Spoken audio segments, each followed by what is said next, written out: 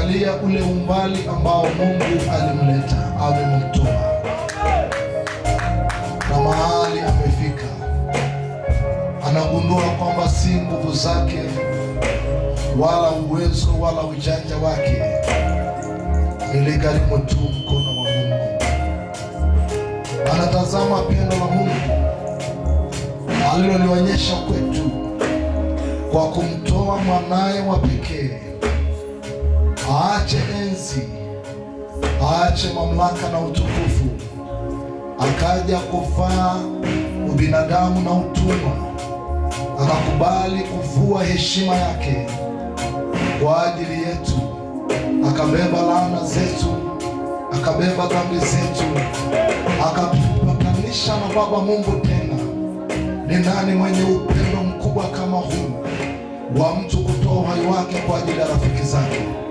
Mama yako asingeweza, wala mama yangu, baba yako wala baba yangu asingeweza, mpenzi wangu wala mpenzi wangu asingeweza, lakini ni mmoja tu alifanya hivyo, ni Yesu Kristo mwana wa Mungu. Ndio maana tuko hapa kumwadhimisha, ndio maana tuko hapa kumwabudu, ndio maana tuko hapa kuappreciate, kumwambia ya kwamba tunatambua ulichofanya kwa ajili yetu, na umetuleta tena kwa Baba Mungu ili tufanyike taifa takatifu, ili tufanyike makuhani, ili tufanyike waabudu halisi. Tusimame mahali ambapo Lucifer alikimbia akaiacha lile pengo la ibada, tumwambie Mungu, mimi niko hapa. Ndio maana Biblia inasema Mungu ni roho, na wale wamwabudu inawapasa wamwabudu Baba katika roho na kweli, kwa maana Mungu anawatafuta watu kama hao.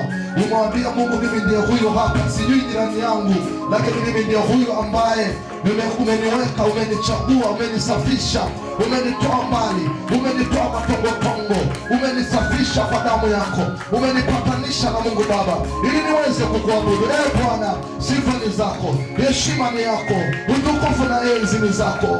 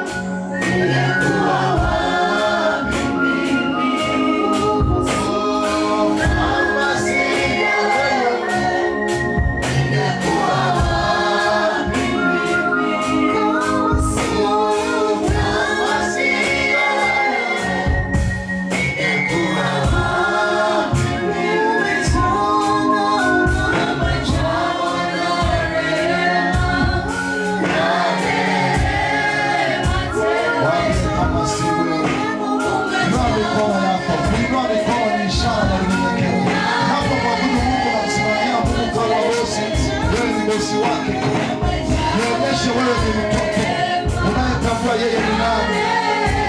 Unahitaji kuambiwa kila wakati ndio mikono yako mwabudu Mungu, lakini unajua kuinua mikono ni ishara kusarenda na kumwambia Mungu, nimeshuka ili wewe usimame. Natambua wewe ni nani maishani mwangu.